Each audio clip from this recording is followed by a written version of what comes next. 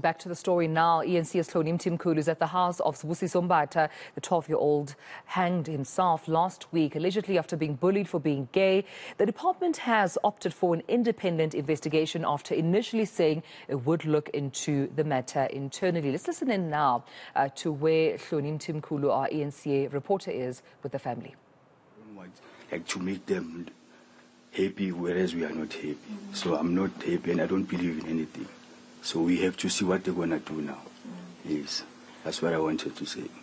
Do you feel like, you live on eNCA now, do you feel like the process will get you some sort of justice? Because I know that was a big part of what the family was saying last week, that they want justice for what happened. It won't bring Sibusiso back, but just to know that, something is being done and something has been done.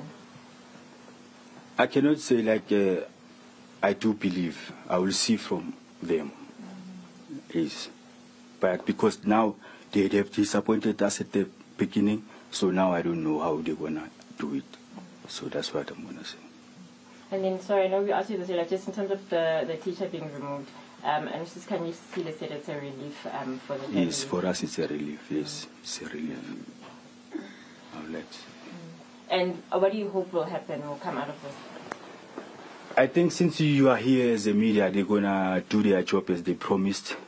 But us, we didn't see the results, so we have to see the results, so that's when we're going to have a comment. Yes, after seeing the results. And then maybe just finally from me, I don't know if anyone else wants to ask, I know there is a policy that the department spoke about on Saturday to deal with sexuality and how schools address it and deal with it, but I think it's an ongoing thing. Just for you, and I know Sis Kansilo, especially you were very vocal last week, how much of a relief and how important is that going to be for other learners and other pupils going forward? Okay, this thing is going to help a lot of children because others will get help from this. So I think it's a good thing to be done. And then finally, is there a police matter that the MEC was talking about? Yes, we have opened the case as a family because that's the only thing that we thought is the right thing to do as a family, to open the case. For us to get a justice. So if we've got the media on our side again, I think it's a relief also. Yes. Okay, thank you so much. Tumelo, so that was the uncle and the aunt of Sibusiso Mbatha. The MEC of Education was here a little bit earlier, as well as Rangata attorneys, who are the independent law firm that has been appointed to investigate over a period of 5 days what has happened. But we are hearing from the family that they've addressed some of the issues. Last week there was very much a sense of why was the media told first? Why were things being communicated through the media first? Why were they seeing statements on social media before they had been spoken to? Why did the department go to the school first before them? But some of that has been ironed out. But the family, I think there's still a little bit of distrust about that. And so they're waiting to find out what is going to happen over the next 5 days. The law firm did say that they will be coming to the school on Wednesday to speak to the learners. We asked them, obviously it's a sensitive matter. You've got primary school learners. How are you able to get that information out of them? But they say that they will have parental consent and they are mindful of that dynamic also in this. And so hopefully by next week, the family did ask earlier, say, are you, the MEC of the department, are you going to come back to us after this is done and have this sort of formal engagement again? Because I think, again, that miscommunication that happened last week, that was a big issue. So they asked, are you going to come back here and relay all of this again and have this again? And hopefully by next week sometime there will be more clarity in terms of going forward.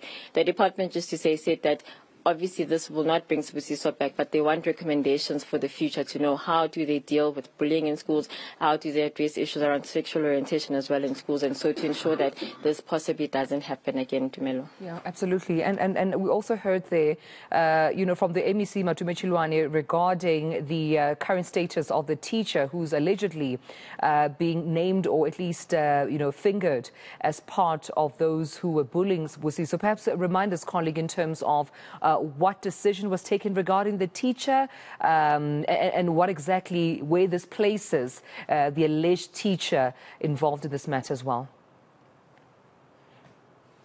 Yeah, so the teacher has been removed from the school. It's not a formal suspension, but they have been asked to stay away from school just pending the outcome of all of this. The family does confirm that this was done last week. The MEC told us that today that the teacher has been removed. They will wait out this process, and from there, steps will be taken after they get that report from the law firm, the report and the recommendations on the way forward. So that, the family said, is a relief to them. But again, there are still some lingering issues of mistrust just around how this was handled.